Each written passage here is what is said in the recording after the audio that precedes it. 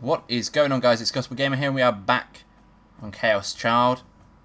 I'm not sure if my Elgato is working properly. I think it is. So, we've just seen a girl drawing sumo faces in blood on a wall, which is odd. Let's continue.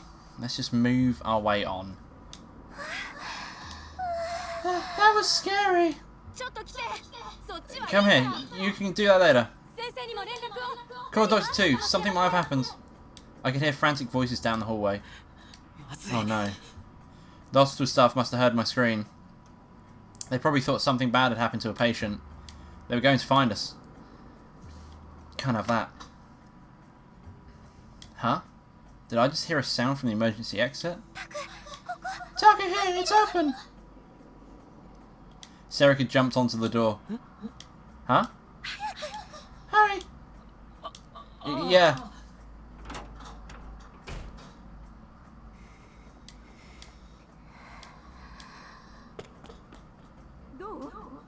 Well, did you find anything? Everything's normal. What do you think happened? I can faintly hear the voices of the nurses running back and forth across the hallway. Evidently, they haven't found us. We're saved, right? I could hear Serika take a sigh of relief in the darkness. Yeah. I used the light from my phone to look around. We were on the landing of a staircase. This was probably the emergency stairs. We can probably get down from here. Serika looked down, illuminating the stairs with her own phone. Why? Huh? Why was it open? Because it's the emergency exit, right? But this is a sealed ward, right? If they were keeping the automatic door locked, there was no way they wouldn't lock the emergency exit. They probably forgot to lock it. Did they? Could we really get that lucky? I was sure I'd heard a sound. Taku, forget that. We need to get out of here. Serika pointed down the stairs. Yeah, you're right. I used the light from my phone to look at the knob of the emergency door. Good. It was the type that opened from the inside. The other doors probably were too. Let's go down and look for an exit. Okay. Taku, those pictures on the wall. Yeah. Serika was probably thinking the same thing I was. Was that where the creator of the sumo stickers was kept? Or someone who had something to do with the case? But in the end, I had no answer. There was a whole wall of sumo sticker images drawn in someone's blood. That was the only information we had. Serika seemed to understand that as well, because she didn't ask any more questions. Good, it opens. I unlocked the door and quietly opened it, then peered down the hallway beyond.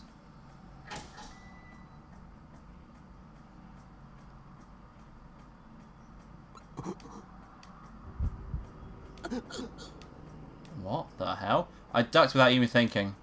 I placed my hand on the open door to support myself, then quickly yanked my body back inside towards the stairs. Why? What were those two doing here?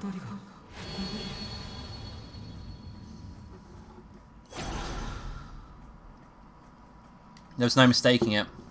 Those were two that Ito had noticed in the club room this morning. I don't remember them mentioning anything about that. Serika stuck her head out just a little and saw them too. She dropped down. I put my hand over her mouth before she could finish. I know, so don't make any noise. Why were they here? Was there some connection between them and the sumo stickers after all? I could hear footsteps, theirs. I couldn't move, they'd hear me. I froze and concentrated on what I was hearing. Good, they were heading further away.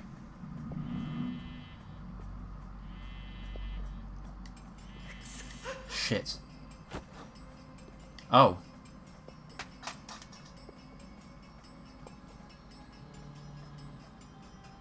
Oh no. Not good, not good. This is not good. They were getting closer. Who are those two? What were they doing here? This is bad! Maybe. Maybe the killers behind these cases are... There's a chance that something really bad could happen. Taku! They're going to kill us? For a moment I felt incredibly cold, like my whole body had gotten smaller. The hand I was holding against the door was slippery with sweat. Ugh. My heart was pounding loudly and it hurt to breathe. No, no.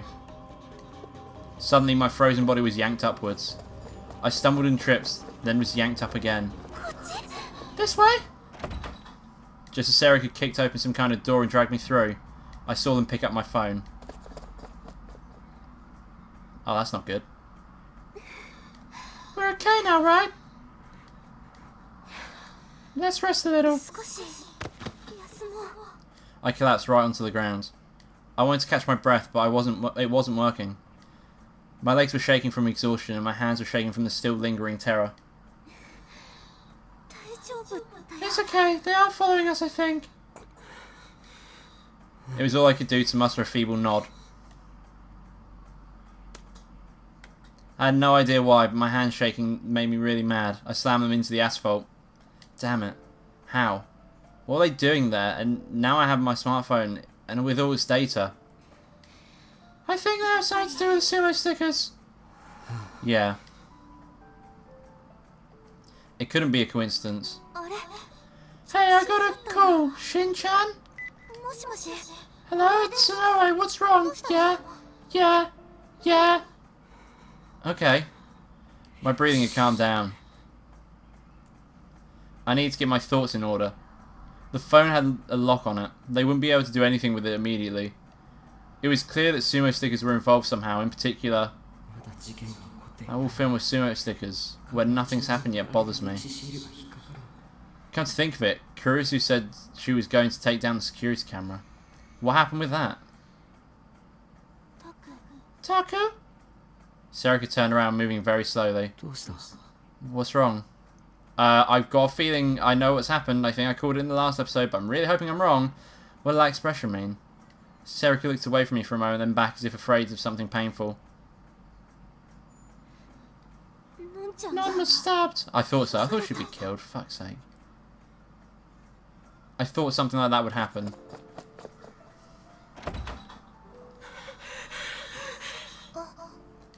Oh. Big brother Takuru. Oh, I don't know why I gave him a girl's voice. Where's Kurisu? Yui pointed towards the exam room in the back with a pained expression on her face. Damn it. This can't be happening.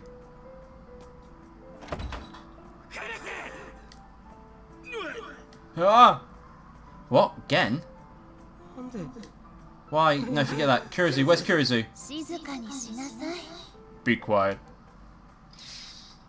This is a hospital, remember? Was she okay? Takuru? What? Take off your shoes. Huh? Oh, sorry. I'd forgotten to take them off when I came in, so I quickly yanked them off my feet. What? No, I could see a bandage through the gaps in her pajamas. Oh, this?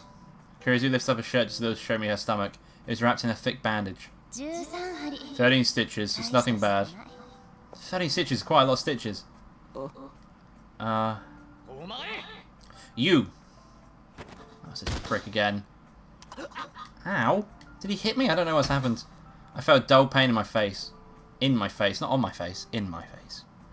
I collapsed to the ground and then he grabbed me by the shirt and lifted me back up. What the hell do you think you're doing, asshole? I don't know why I gave him a really posh voice. Stop it, Kawahara.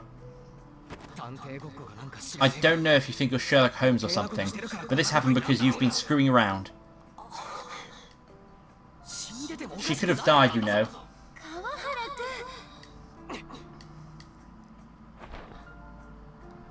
He pushed me away violently, my face stung from the punch.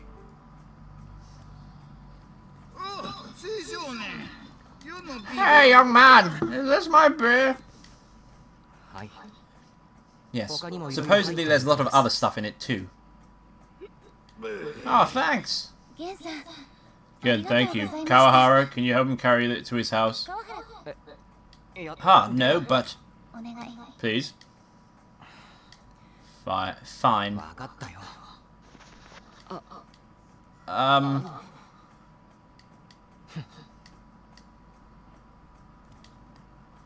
Kawahara glared at me for a minute, then picked up the cardboard box and left.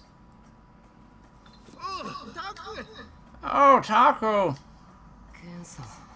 Again, why? Oh, well, you know. Take care, Missy. Yes, you too, Jen. Oh, getting even. Fuck. He's always so easygoing, isn't he? Why? I mean, no. What happened? Are you okay? Kuruzu's hand slowly stretched down to the wound on her stomach. Gen happened to be passing by and he saved me. He caught the person who stabbed me. That camera you planted, or I guess it was Ito actually. That's... It doesn't matter. When I was taking down the camera, this strange person started talking to me. They said something about a place of a holy barrier. I didn't understand what they meant. And then they got really close to me and all of a sudden... And stabbed her? Yeah, sheesh. I wonder whether they even sell knives like that. Her voice was far from more cheerful than I'd expected it to be. For some reason, they made everything suddenly seem real. Kuruzu had really been stabbed. And then what happens? I hit them and ran away, of course. Gen happened to come passing by, called them, and then we called 110. I'm guessing 110 is their emergency number. Because I don't really know the Japanese emergency number. I know that 911 obviously, and I know 999. Don't have a clue. I didn't even realise that was their emergency number at all. Okay. Takuru? Is your wound okay? It just took off a little bit of the side of my stomach. My organs are all fine. I'm okay.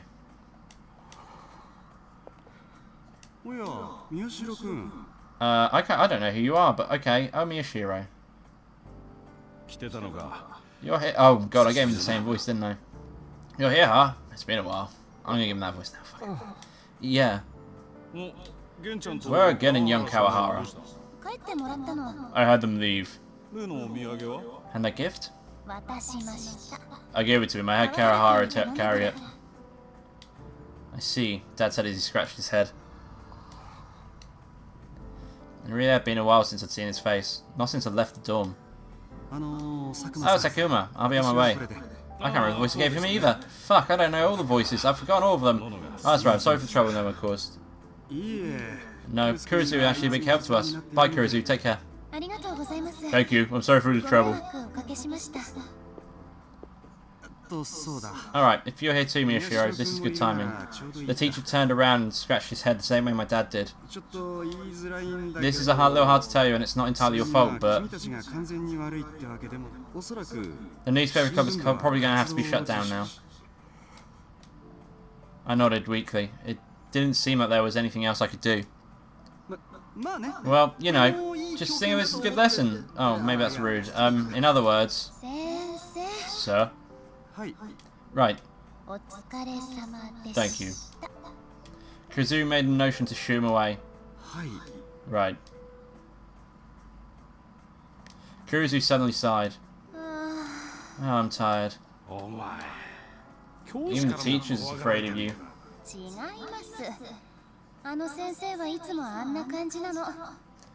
No, he's always like that. Dad, I'm going to rest upstairs after all. Are you okay? You can stay here until we open tomorrow. The pain's not as bad now. I'd feel better in my own bed. What did they give you at the hospital when they brought you in? Fuck me. I can never read this stuff. Pharopenem? I'm going to say it over and over again until it feels like it's how you say it. Pharopenem and loxaprofen. It took a little more than a typical dose. You can't have any, okay? Oh, still need medicine. Sheesh. Tell me right away if you get a fever.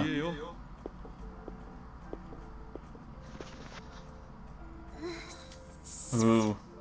Kuruzu slowly got up. I could see her holding herself up with her hands to avoid putting pressure on her stomach. Kuruzu, I'm sorry, Takuru, stay here tonight. I knew her wound said it hurt, but she was acting completely normal. It just made me feel even more depressed. I said yes in a voice so small even I could barely hear it. Ooh. I'm fine. Don't stare at me like that. Oh, no. Kurisu slowly laid down on her bed. I told her I would help her get to the 3rd floor I told her I would help her get up to the 3rd floor, but she'd said she just wanted to make it harder for us to walk. At least I could bring the blanket all the way up to her shoulders. Thanks. This really feels strange, you know. Huh? I'm not used to being the one someone else is taking care of. Oh, make sure you put some ice on that. Kurisu pointed to my cheek. She must have been talking about where Karahara hit me. You shouldn't be worrying about other people right now. And it was my fault that this had happened. Listen, just so we're clear. Kurisu tried to raise her head up, but her wound must have hurt her because she grimaced and laid back down. This isn't your fault. Getting stabbed is my own responsibility. But if I hadn't put up that camera... That certainly wasn't a very good idea, but this wasn't something you could have predicted, was it? That was true, but... Oh, you can have the camera back. Did you put it around somewhere? I looked around the room and saw there was a paper bag on the desk. The camera I had Ito set up was inside.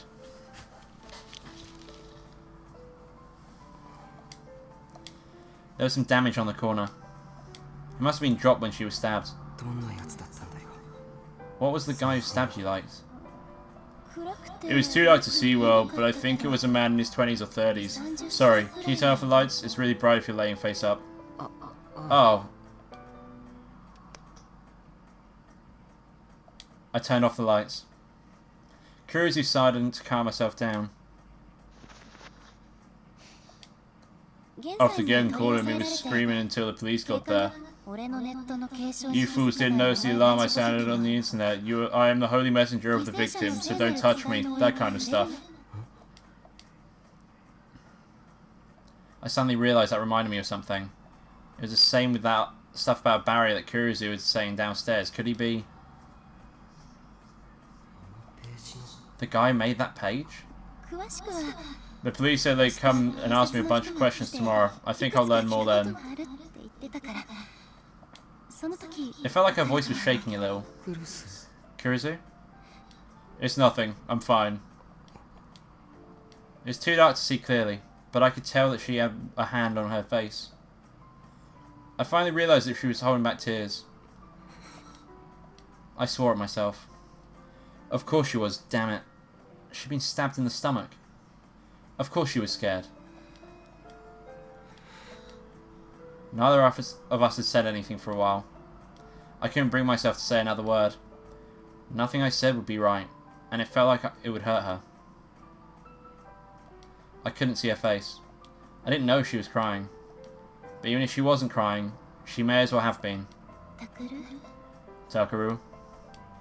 I don't know how long I was silent. My eyes had finally gotten used to the dark by the time she whispered. Yuto got a love letter, he says, from Kono. Do you remember her? I didn't. I tried to remember, but maybe she wasn't expecting an answer.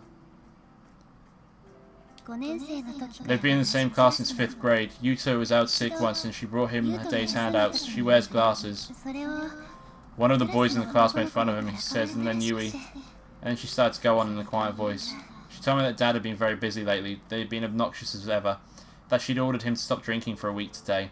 That Yui was still afraid of men, but that she'd made friends with a boy in her class. That Yuto wasn't getting any taller. He said it didn't bother him, but obviously did. That the air conditioner in the living room wasn't working well, and that she and Yui had to cut Dad's allowance to buy a new one. That the two of them were saving up their own allowance too. That the old woman was a regular at Albert Clinic, and the one who taught Kurisu how to sew wasn't doing so well lately. That she mixed up a clothes hanger with a clothes pin, and one of the patients had laughed at her. I listened to her for a long time, only speaking occasionally. Her voice gradually got softer, and eventually I realised that she was talking in her sleep. Then I realised something. So that's it. Kurisu was telling me everything that had happened in the year and a half year I'd been gone. What happened to home. What Dad and Yui and Yuto had been up to. She'd been saying all this because she wanted me to know. And then...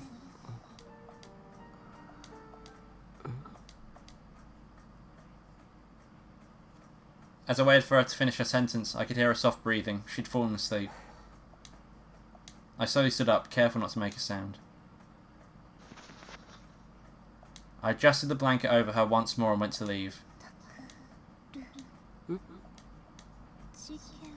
If you're still thinking about chasing that case... She was probably talking in her sleep. I heard the rest as I left the room, and I understood what she was saying all too well. And I think this is the perfect place to end the episode. If you like this video, don't forget to leave a like in the section below, and if you want to see more of this, then do subscribe to the channel, as I upload every day. Thank you all for watching, I'll see you next time. Bye bye.